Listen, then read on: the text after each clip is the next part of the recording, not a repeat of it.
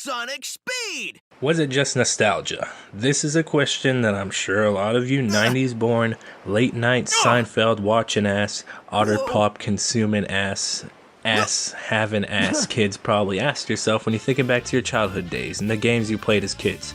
Were they actually good? Why was I so fucking crazy about blue balling these bots? Could have phrased that much better, but yeah, was it good game design or was it just nostalgia? You see that? See what I did there? Alright, let's go. Let's get it. Sonic Adventure. Because we gotta do this shit in order to release date. As much as I would like to start with number 2, I can't. I loved Sonic Adventure as a kid, and according to Steam, really fucking anyone with a brain, Sonic Adventure is a platformer and an adventure. These are the 2 points I'll be using to determine whether or not this was a good game. We're talking gameplay here. I'll touch a little bit on other stuff like story and controls, and touch a lot of bit on music, cause baby, you're looking good. With that being said, let's start with Sonic. Sonic was fun as hell to control, and the physics system used for this game was great. You go up a hill and you go slow, you go down a hill and you go fast. What the fuck? This is like real life. Am I in VR? Everybody had different goals in this game, and Sonic's goal was to get to the end of the stage, starting bar fights with any bots who tread on your sick new J's, jumping over or climbing on precarious obstacles, running on the walls, ceilings, or the floor, just full on getting eaten by the damn thing, and just overall having a jolly good time till you get to the end where you step on this machine and free all the little fluff butts who've been trapped by Eggman, because he's kind of just a dick like that, you know, it's Sonic.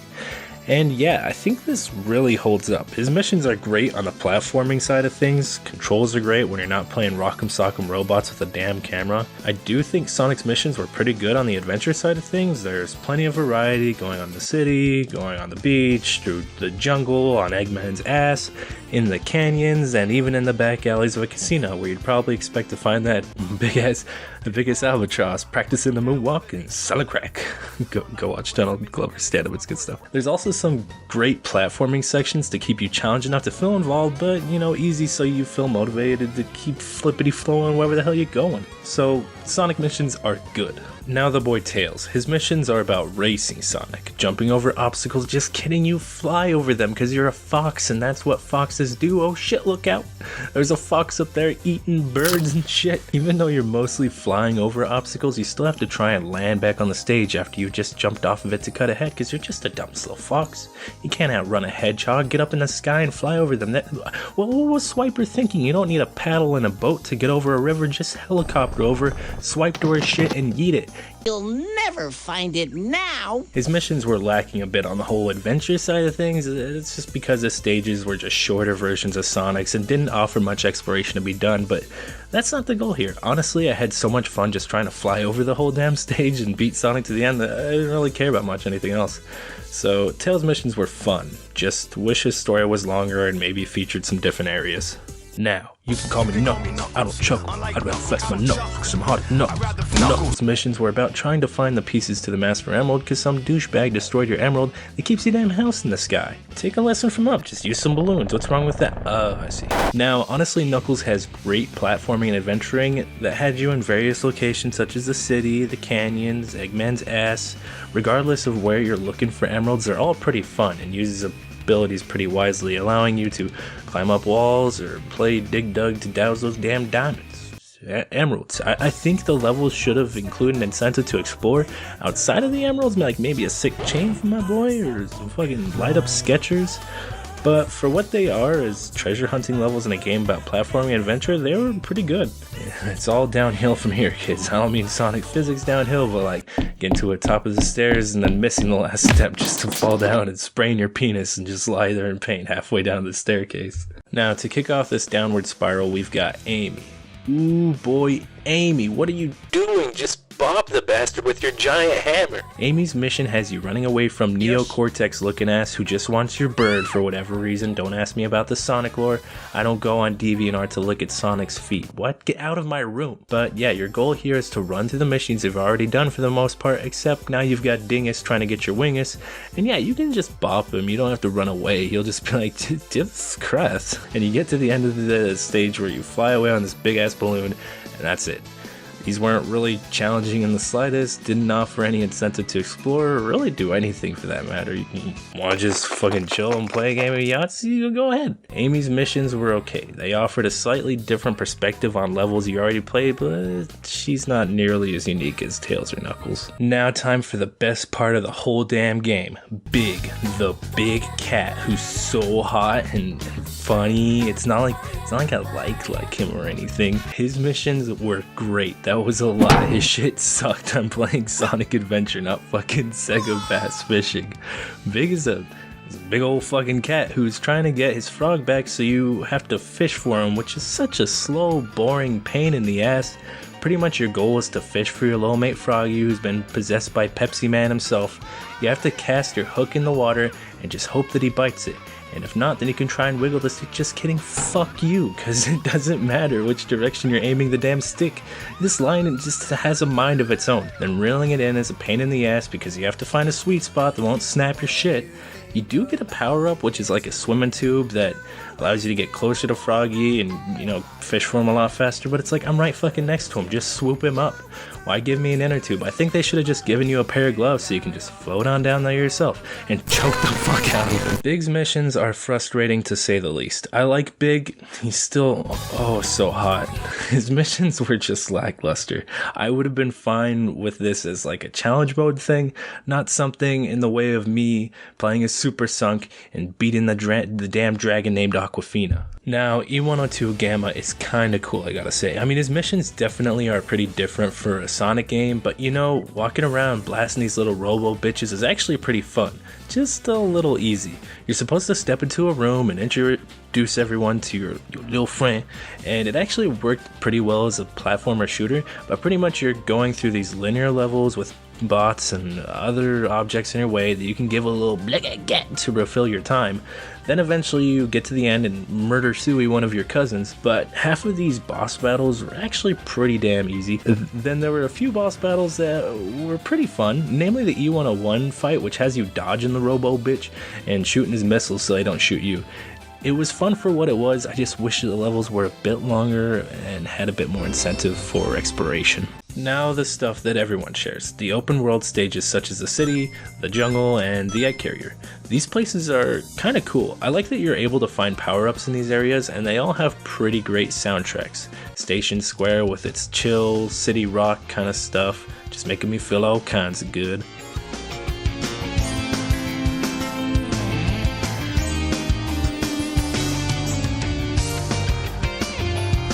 The Mystic Ruins with its perfectly atmospheric yeah.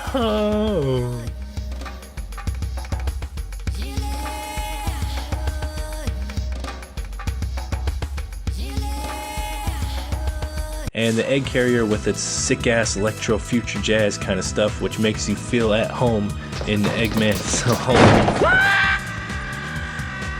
But outside of getting from mission to mission, they didn't really serve much purpose. At this point, Sonic Team realized they had the choice of either just turning into an overworld map or giving more purpose to the open world, and my middle name is Depression because they decided to go with the former.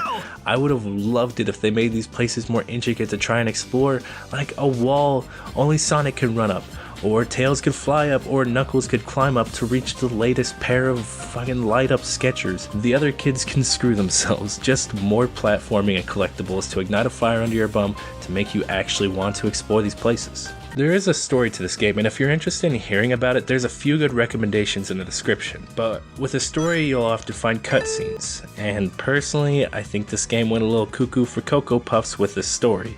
It's only really detrimental to the gameplay in the Dreamcast version, since your thumbs immediately snap themselves in half once a scene comes on, so you can't skip. Luckily, you are able to skip the scenes in later versions, but in cases like Amy's story, you'll be spending more time watching cutscenes than actually playing the game. And personally, I don't really mind the voice acting too much. It was bad, but that's mostly on the voice directors. I hear that they didn't really give the voice actors much context to the scenes, so they just kind of saw lines and were supposed to guess what the fuck is going on. I do, however, have a problem with the lip sync, which I understand is supposed to just fit the Japanese dialogue, but honestly, if you didn't have audio on from the beginning, for whatever reason, you'd guess they all either sound like Opie or the little crackhead kid from the Thornberries.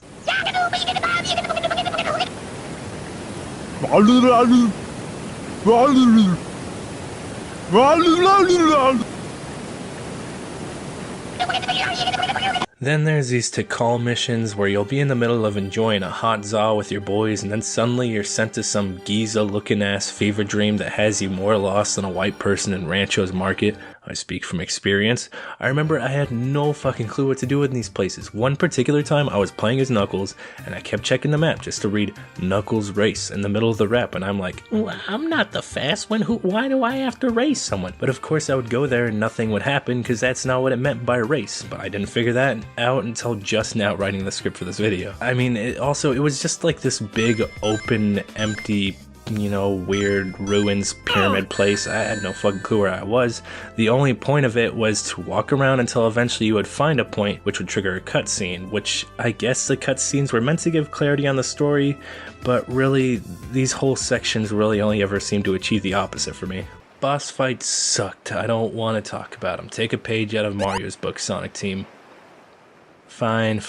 I'll talk about them if someone can get this damn frog to stop staring at me. What? Go away! Boss battles were pretty lackluster and not very fun, especially the Chaos 4 fight where you realize that your last name was Uchiha because you can just fucking stand on the water. You don't need the lily pads. You know, I actually kind of wish you could go under the water just so you could chase his bitch ass down so this fight could be over a lot faster. Half of the E102 Gamma fights were actually pretty fun, but outside of me, E102 Gamma, the rest don't really tickle my pickle. I mean, the last mission where you play Super Sunk is okay, you just have to maintain momentum to damage him and rinse and repeat, but the music is what really does it for me. Let's talk about that. The music. Holy shit. This stuff at the time, and even by today's standards, is baller ass. If Totaka was playing this game, he'd only be using one hand because the other hand would be too busy filling out his retirement form. Sonic has this sick song called It Doesn't Matter, portraying just like how radical he is, saying stuff like, I will never give up the fight. And then Tails has this more like ambitious, hopeful, soft rock kind of song, you know, portraying his desire to be less dependent on Sonic, and that's what this whole story is about. Of course, Knuckles has like this sick rap beat to go with how freaking cool he is, but honestly, this one is kind of lacking, just mainly the rapper. Luckily though, Sonic Team is introduced to 100p for Sonic Adventure 2, so consider it a blessing for Papa to call, I guess. Amy's got this song like portraying her burning heart for Sonic, which kind of freaks me out. I mean, when she was younger, it was just like, you know, it was a cute crush.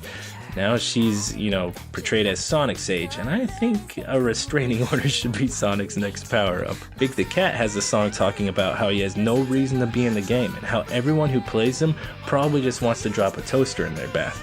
At least that's what I think he means by feels energetic and groovy. Everything's cool, it's excellent. E102 Gamma has this like weird piano, electric chill kind of like lonely ambiance beat, which I really like. I mean, it makes me feel like I'm the robot searching for purpose in this cruel world while I'm trying to set my friends and family free by destroying their metallic prisons. Setting them free, but leaving me all alone. I'm the only one who can't escape.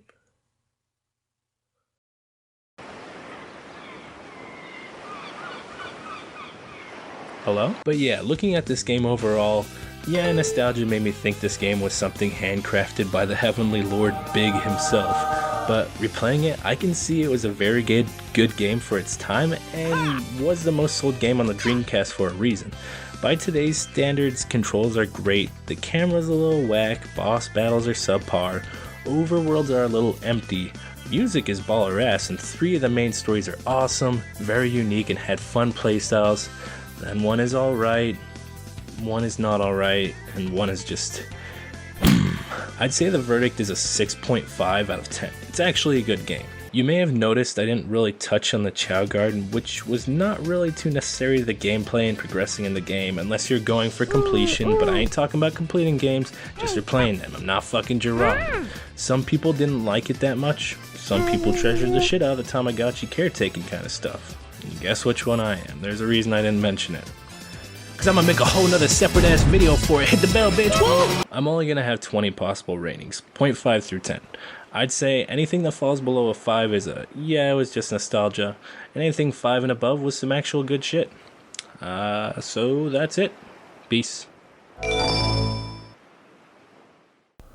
Hello, thank you for watching the video. I want to start off by saying thank you to Sad Games and Cozy Rogers, a couple of guys who supplied me with gameplay because I can't afford to get my own recording software and shit like that right now, so they were very kind too on Twitter and stuff when I was DMing them, so pretty cool guys, they helped me out a lot, and yeah, this video took a lot longer than I was hoping it would. I mean, I started back in like mid-October, and I spent like just the first month focusing on the rough draft, which, you know, didn't even really end up showing up in the final thing. Luckily, though, I've learned a few things about storyboarding now, so that shouldn't take as long. And you may have noticed at the very end of the video, I said, you know, I just kind of stopped the whole rating thing. I decided against it, like, after I had already recorded audio for it. I'm not a critique in any way, shape, or form. I'll go out to a movie and, you know, like anyone but me will love it or they'll hate it, and I'll always have the wrong opinion, it seems, you know what I'm saying?